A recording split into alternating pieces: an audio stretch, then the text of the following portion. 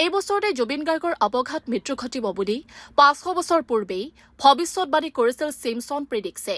পৃথিৱীৰ ভৱিষ্যত লিখি থকা বুলিও অনুমান কৰা ছিমছন প্ৰেডিক্সত এখন বিখ্যাত গায়কৰ ২০২৫ চনৰ ছেপ্টেম্বৰত বিয়োগ হ'ব বুলি উল্লেখ আছে। সেইজন গায়ক ভাৰতৰ উত্তৰ পূৰ্বাঞ্চলৰ এখন প্ৰদেশৰ হ'ব বুলিও ভৱিষ্যতবাণী কৰা হৈছিল। ছিমছন প্ৰেডিক্সে আনকি গায়কজনৰ শৱযাত্ৰাত ১০ লক্ষাধিক লোকৰ সমাগম ঘটিব বুলিও কোন কাহানিবাই দাবী কৰিছিল। জুবিনৰ আকস্মিক বিয়োগ আৰু তেওঁৰ প্ৰতি শ্ৰদ্ধাঞ্জলি জ্ঞাপনৰ বাবে সমবেত লোকৰ সংখ্যাই ছিমছন প্ৰেডিক্সৰ ভৱিষ্যতবাণীৰ সত্যতা প্ৰমাণিত কৰিলে।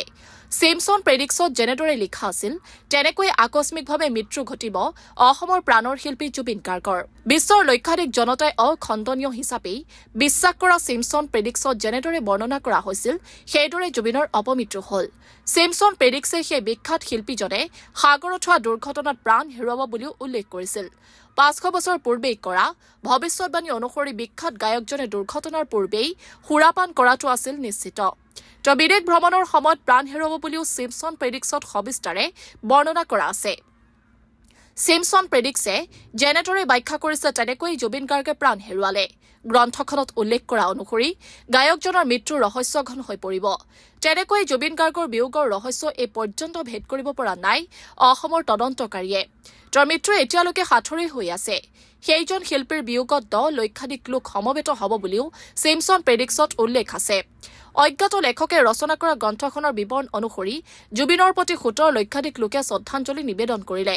আনহাতে ছিমছন প্ৰেডিক্সে গায়কজনৰ নামৰ প্ৰথমটো আখৰ জেড হ'ব বুলিও উল্লেখ কৰিছিল। এই সকলো কথাই জুবিনৰ সৈতে মিলি গৈছে। ছিমছন প্ৰেডিক্সৰ আন এক ভৱিষ্যতবাণী অনুসৰি শীঘ্ৰেই ধ্বংস হ'ব তাজমহল। ক্ৰমে দুৰ্বল হৈ পৰা গাঁথনিৰ বাবে বজ্ৰপাত পৰি ঐতিহাসিক স্মাৰকটো ধ্বংস হ'ব বুলিও গ্ৰন্থখনত উল্লেখ আছে। সেই সৌধ ধ্বংস হোৱাৰ কিছুদিন পূৰ্বেই ওপৰত এটা ফাঁট ধৰা পৰিব বুলিও ভৱিষ্যতবাণী কৰিছিল ছিমছন প্ৰেডিক্সে। সেই অনুমান অনুসৰিয়েই কিছুদিন পূৰ্বেই তাজমহলৰ ছাদত এটা ফুটা ধৰা পেলাই নৃতত্ব বিভাগে। আনহাতে ব্ৰহ্মকুমাৰী ৰুমা দেৱীয়েও জুবিনৰ অহা জনমৰ বিষয়ে ভৱিষ্যতবাণী কৰিছে।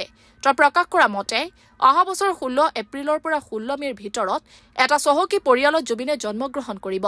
ছিংগাপুৰৰে পৰিয়ালটোৰ সন্তান হিচাপে জন্মিলেও জুবিনে পৰৱৰ্তী জনমতো সংগীত শিল্পী হিচাপে লাভ কৰিব খ্যাতি। ৪ বছৰ বয়সৰ পৰাই তেওঁ সাংগীতিক যাত্ৰা আৰম্ভ কৰিব। ১৪ বছৰ বয়সলৈ বিখ্যাত ৰকষ্টাৰ হৈ পৰিব জুবিন। এই বছৰতে জুবিন গাৰ্গৰ অৱঘাত মৃত্যু ঘটিব বুলি ৫০০ বছৰ পূৰ্বেই ভৱিষ্যতবাণী কৰিছিল ছিমছন প্ৰেডিক্সে।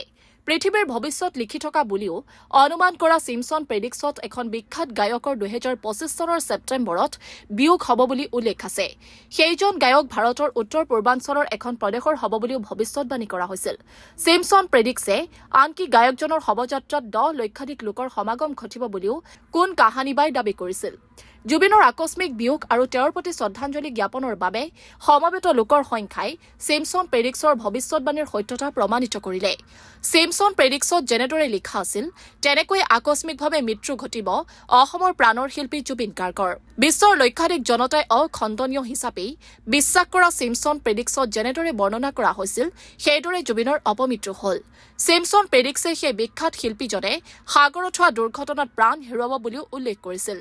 ৫০০ বছৰ পূৰ্বেই কৰা ভৱিষ্যতবাণী অনুসৰি বিখ্যাত গায়কজনে দুৰ্ঘটনাৰ পূৰ্বেই সুৰাপান কৰাটো আছিল নিশ্চিত। তেওঁ বিদেশ ভ্ৰমণৰ সময়ত প্ৰাণ হেৰুৱাব বুলিও ছিমছন প্ৰেডিক্সত সবিস্তাৰে বৰ্ণনা কৰা আছে। ছিমছন প্ৰেডিক্সে যেনেদৰে ব্যাখ্যা কৰিছে তেনেকৈ জুবিন গাৰ্গে প্ৰাণ হেৰুৱালে। গ্ৰন্থখনত উল্লেখ কৰা অনুসৰি গায়কজনৰ মৃত্যু ৰহস্যঘন হৈ পৰিব।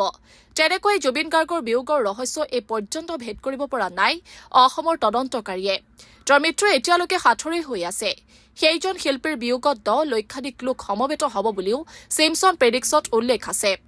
অজ্ঞাত লেখকে ৰচনা কৰা গ্ৰন্থখনৰ বিৱৰণ অনুসৰি জুবিনৰ প্ৰতি ১৭ লক্ষাধিক লোকে শ্ৰদ্ধাঞ্জলি নিবেদন কৰিলে। আনহাতে ছিমছন প্ৰেডিক্সে গায়কজনৰ নামৰ প্ৰথমটো আখৰ জেড হ'ব বুলিও উল্লেখ কৰিছিল। এই সকলো কথাই জুবিনৰ সৈতে মিলি গৈছে। ছিমছন প্ৰেডিক্সৰ আন এক ভৱিষ্যতবাণী অনুসৰি শীঘ্ৰেই ধ্বংস হ'ব তাজমহল। ক্ৰমে দুৰ্বল হৈ পৰা গাঁথনিৰ বাবে বজ্ৰপাত পৰি ঐতিহাসিক স্মাৰকটো ধ্বংস হ'ব বুলিও গ্ৰন্থখনত উল্লেখ আছে। সেই সৌধ ধ্বংস হোৱাৰ কিছুদিন পূৰ্বেই ওপৰত এটা ফাঁট ধৰা পৰিব বুলিও ভৱিষ্যতবাণী কৰিছিল ছিমছন প্ৰেডিক্সে। সেই অনুমান অনুসৰিয়েই কিছুদিন পূৰ্বেই তাজমহলৰ ছাদত এটা ফুটা ধৰা পেলাই নৃতত্ব বিভাগে। আনহাতে ব্ৰহ্মকুমাৰী ৰুমা দেৱীয়েও জুবিনৰ অহা জনমৰ বিষয়ে ভৱিষ্যতবাণী কৰিছে। তেওঁ প্ৰকাশ কৰা মতে অহা বছৰ 16 এপ্ৰিলৰ পৰা 16 মেৰ ভিতৰত এটা চহকী পৰিয়ালত জুবিনে জন্মগ্ৰহণ কৰিব।